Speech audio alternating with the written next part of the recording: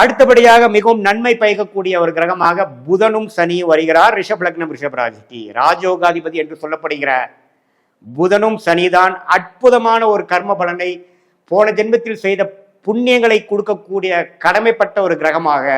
ரிஷப் லக்ன ரிஷப் ராசிக்கு சனியும் புதனும் வருகிறார்கள். பாக்கியத்தையும் தொழில் வெற்றியையும் வேலையில ஜெயிப்பதும் படிப்புக்கு ஏற்ற ஒரு உத்தியோகத்துல மேன்மை, அவங்களுடைய விஷயத்துல முதன்மையான ஒரு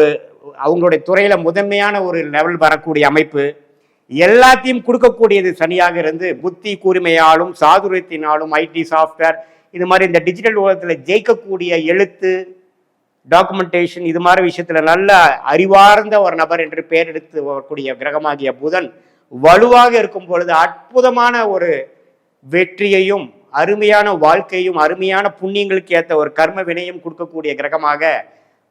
புதன் திசையிலும் சனி திசையிலும், சனி திசை புதன் புக்தியிலும் புதன் திசை சனி புக்தியிலும் அற்புதமான மேஜிக் நடக்கக்கூடிய அமைப்புகள் கொடுக்குதுன்னு நம்ம பார்த்துக்கலாம்.